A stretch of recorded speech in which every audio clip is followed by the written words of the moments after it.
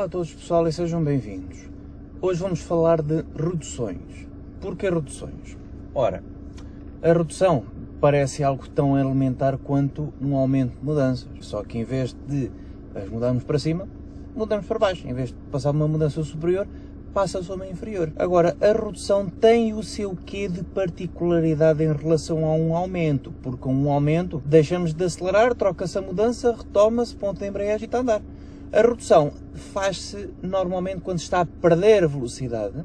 Aliás, a norma é que se perca a velocidade antes e depois se adequa a mudança que efetivamente se pretende reduzir, para que não haja aqui um desfase muito grande, porque as mudanças devem acompanhar a velocidade que foi ganha ou perdida antes de serem mexidas, porque eu primeiro acelero e depois é que aumento, eu não aumento antes de acelerar, ok? Eu acelero sempre antes de aumentar, portanto também tenho de perder velocidade, travando ou não, antes de reduzir. Travando ou não porquê? Porque muitas vezes basta que o próprio rolamento do automóvel, naturalmente, o faça perder andamento. E aí sim, chegar a uma velocidade e rotação adequadas, para então fazer a dita redução.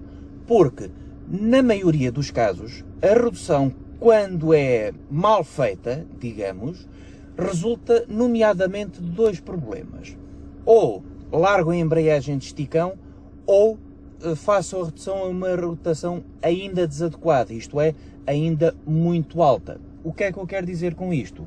Ora, circulando a uma determinada velocidade e a uma determinada rotação, supondo, se circularmos à rotação de 1500, de cada vez que eu vou reduzir, obviamente vou deixar de acelerar, travar ou não, se necessário, e depois piso a embreagem. No momento em que a embreagem é pisada, a rotação cai.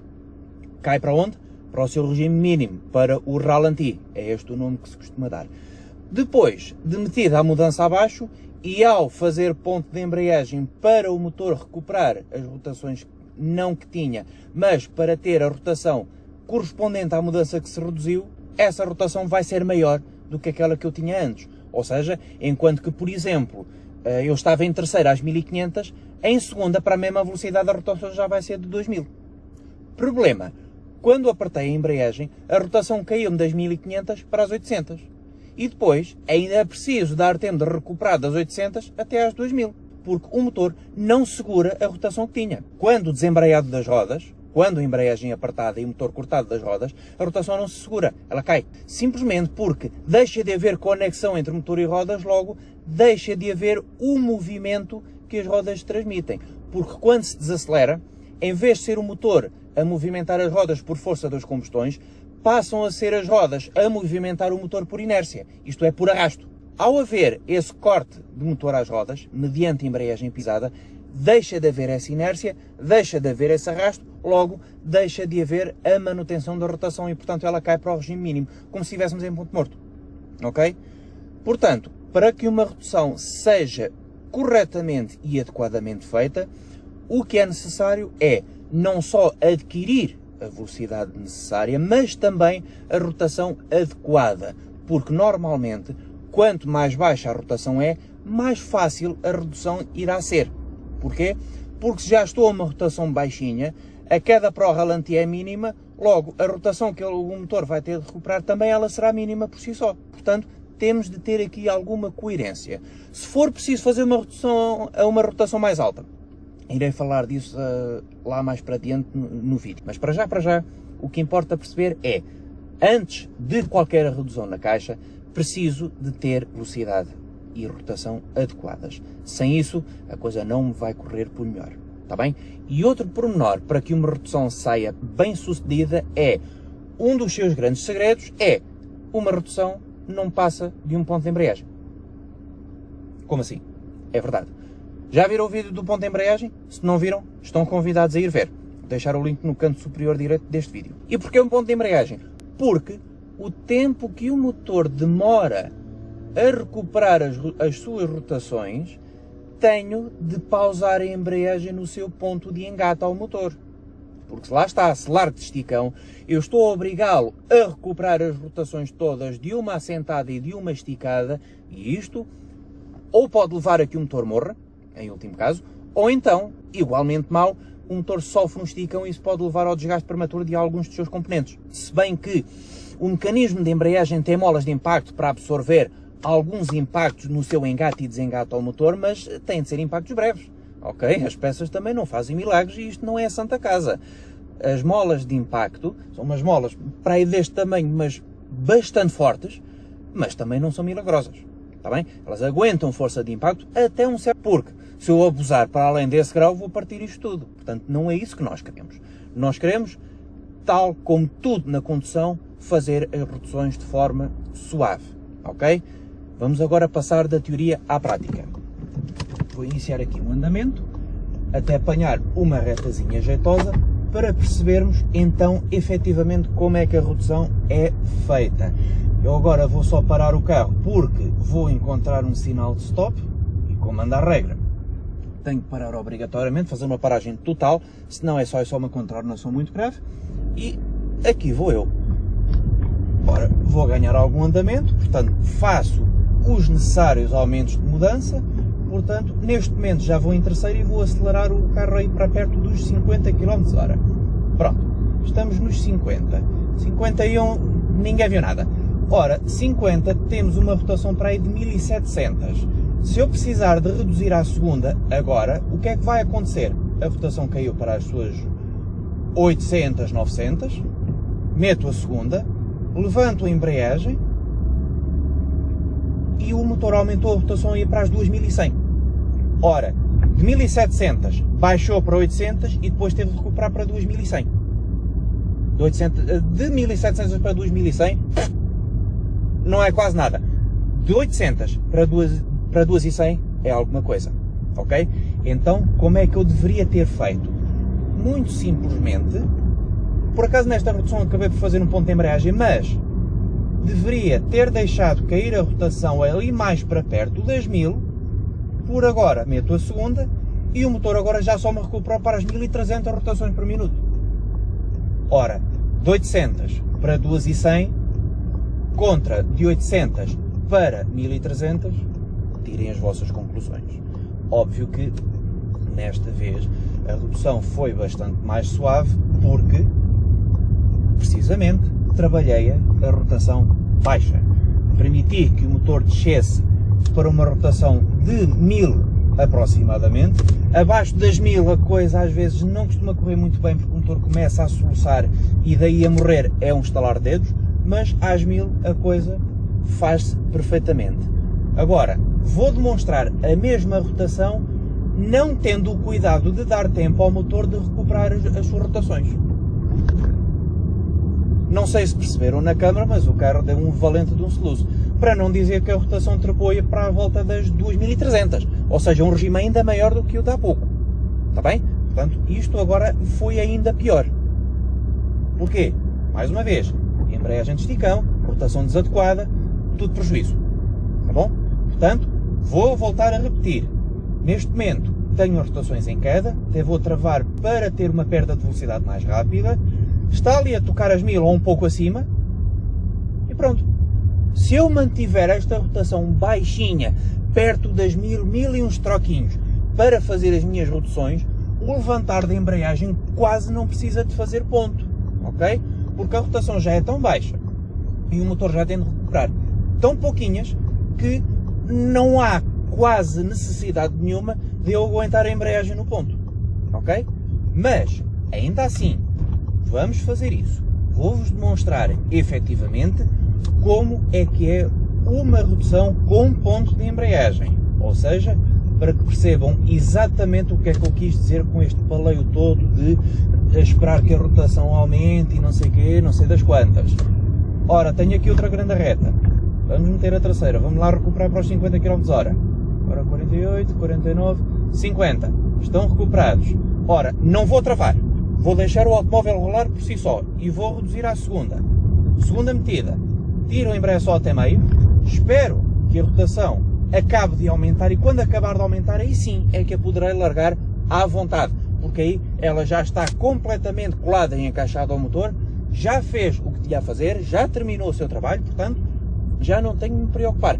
Agora, enquanto durar esse aumento de rotações, a embreagem tem de esperar serenamente o tempo que for preciso. Quando a rotação parar de aumentar, aí já a posso tirar à vontade. Vou repetir. Recupero a terceira, recupero os 50,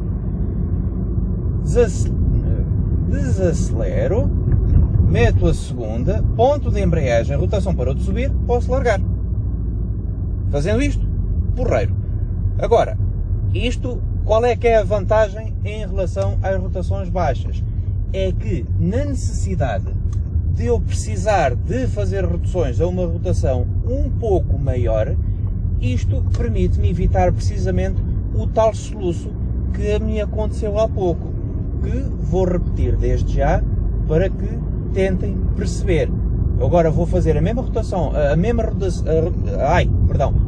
redução outra vez aos 50 km/h sem esperar o ponto de embreagem. Agora ainda foi mais notório, agora ainda foi um bocadinho mais bruto de propósito. Ok?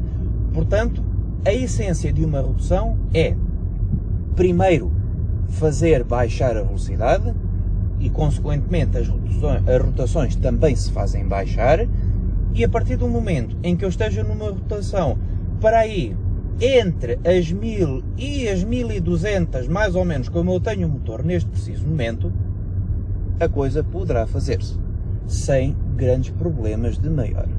Ok? Mais uma vez, é necessário termos tudo perfeitamente adequado. Se, agora corro isto de me tornar repetitivo, mas as reduções são aquela coisa que ainda confunde muita gente, portanto nunca é demais recordar estas coisas, nem nunca é demais insistir nestes detalhes.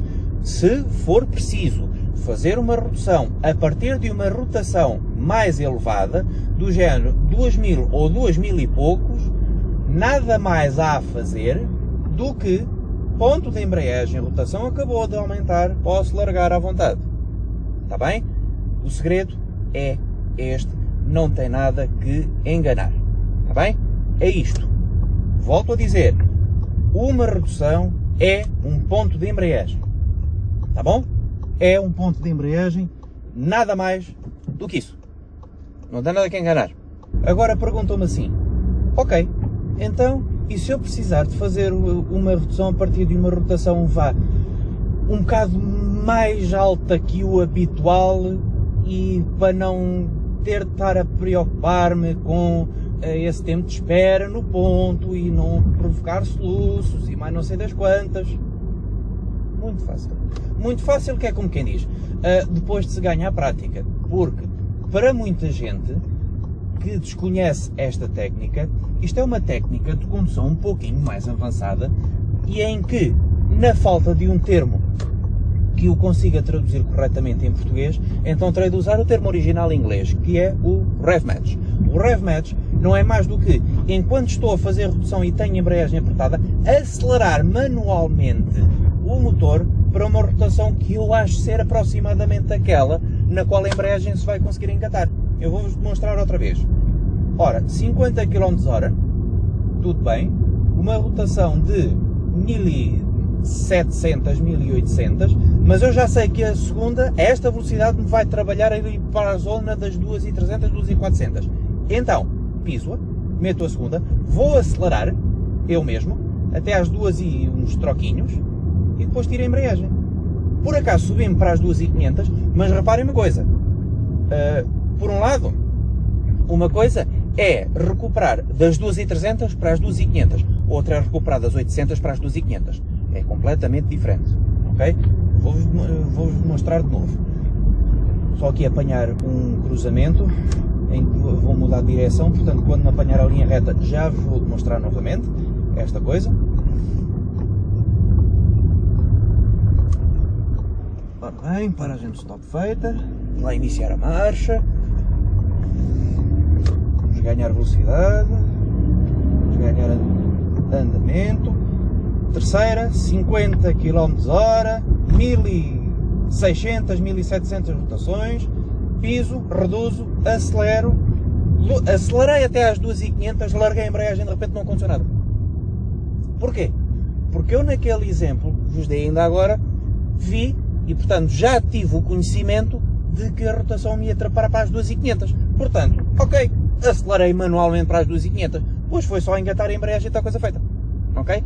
Mas mais uma vez, para que consigam dominar esta técnica, vão ter de praticar muito. Não é qualquer um que consegue ser suficientemente coordenado para dominar corretamente esta técnica. É bastante possível que, às primeiras vezes que tentem fazer isto, tenham algum receio, não deem o acelerador necessário e então continuamos a esticar.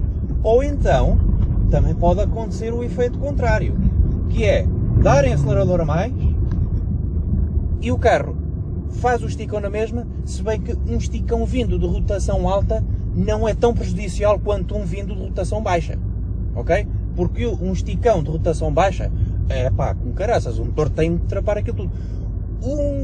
Um soluço, um solavanco vindo de rotação alta, ok, o motor já tinha lá a rotação toda, só perdeu, está bem? Mas o solavanco sentido no próprio automóvel aí não é tão grave quanto no primeiro caso, quanto no caso de rotação excessiva, quanto no caso de uma recuperação de rotação vindo de rotações baixas, está bem? Não é tão problemático. Mais uma vez, para perceberem, efetivamente, desacelero, piso a embreagem, reduzo a mudança, acelero. Agora houve uma quebra, porque o carro também perdeu um bocadinho de velocidade, mas volto a dizer, um soluço vindo de rotação alta não é tão grave quanto um soluço vindo de rotação baixa. Muito, mas mesmo muito menos grave. Normalmente falando, tudo o que venha de rotações baixas é mais prejudicial do que aquilo que vem de rotações altas, porque as rotações baixas foram feitas para ser usadas só o mínimo necessário e naquelas coisinhas mesmo necessárias. De resto, os motores foram feitos para andar em rotações não baixas, mas pelo menos médias baixas, se é que me estou a fazer entender, ok? Isso é que é o correto, isso é que é o adequado. Ter em conta também o seguinte, pode acontecer, ou seja, não se terem apercebido da rotação a que iam e da velocidade a que vão e inadvertidamente acontecer-vos o solavanco. Por isso é que, até ganharem em prática, não se preocupem em dominar o rev match. Preocupem-se sim em reduzir com ponto de embreagem. Mesmo vindo de rotações baixas, fazer o ponto de embreagem e esperar a embreagem no seu meio não é mau. Antes pelo contrário. Ok? Aí estão a garantir de que não vão sentir soluço rigorosamente nenhum. Está bem? Conforme vão ganhando confiança com o automóvel, conforme o vão sentindo melhor, podem ir começando a praticar o rev match. Mas, até lá, tentem focar a vossa atenção em reduzir com pontos de embreagem. Não estou a querer dizer, mais uma vez, para não tentarem o rev match. Tentem. Está bem? Tentem. E quando tentarem as primeiras vezes, vão-vos sair um desastre. Mentalizem-se de que os vossos primeiros rev matches vão ser uma desgraça, porque ainda não têm aquele... Ou por outra, o equilíbrio que fazem no ponto de embreagem de arranque é para o conseguirem rapidamente e em andamento. Ora, aqui o cérebro vai se baralhar um bocadinho, portanto a coisa vai sair um bocado má. Mas não se preocupem, nem se desmoralizem com isso, é natural. É perfeitamente natural. Eu posso-vos dizer, os meus primeiros rev matches foram um escândalo. O meu carreto da altura sofreu com isso. E não era este. Era um carro bem mais velho do que este. Portanto, digamos que esse carro foi a minha segunda escola de condução. Porque ainda por cima era de gasolina. Portanto, tinha o seu quê. Portanto, esse carro sofreu um bocadinho aos primeiros tempos que lhe peguei. Porque no da escola era de gasóleo, passo por um de gasolina, tive de me readaptar. Porque os de gasolina são naturalmente mais fracos e têm sempre de ser acelerados mais do que os de gasóleo. Está bem? Este carro aqui, ok, as referências que vos dei, a velocidade a que fiz isto, as rotações que vos falei, servem para este e para a generalidade dos carros a gasóleo. Os de gasolina poderão ter de fazer as suas rotações, reduções a rotações ligeiramente distintas e, por arrasto, a velocidades ligeiramente distintas, porque um carro a gasóleo é menos rotativo do que um de gasolina. Isto é, enquanto que o conta-rotações de um de gasóleo começa o redline às 5.000 e termina às 6.000 rotações por minuto, um de gasolina, se calhar o redline só começa lá para as 6, ou em alguns casos às 7.000, prolongando-se até às 8. Ok? Isto é, se no carro a gasolina a rotação pode ser feita, em vez de ser às 1.200, se pode ser feita às 1.500. Em princípio. Se em vez de, ok, como tinhas há bocado nos 50, travaste para os 30 km/h, num de gasolina como é que é? Num de gasolina, se calhar a terceira admite ir até velocidades mais inferiores, tipo 25, precisamente por ter mais rotações para usar. Está bem? O carro a gasolina é sempre mais rotativo do que o equivalente a gasóleo. Porque o carro de gasóleo não precisa de tanta rotação. O motor a gasóleo é de força, não é de velocidade. Logo, este desenvolve logo a força toda a partir de rotações muito baixas, portanto também nunca precisaria efetivamente ser esticado até rotações absurdas. Portanto, resumindo e concluindo, para uma redução bem sucedida, ainda sem rev match, o que há a fazer é desacelerar em primeiro lugar. O largar de acelerador é o primeiro ato de travagem que vocês fazem. Se necessário perder velocidade mais rapidamente, trave-se. Se estiverem a travar, a redução deve ser feita com o travão continuamente pisado. Nós não devemos largar, porque a partir do momento em que a embreagem é apertada, o motor corta-se das rodas. Então tenho de manter o travão a agarrar as rodas. Porque se quando piso a embreagem larga o travão, caraças, isto descomanda-se tudo. Ok?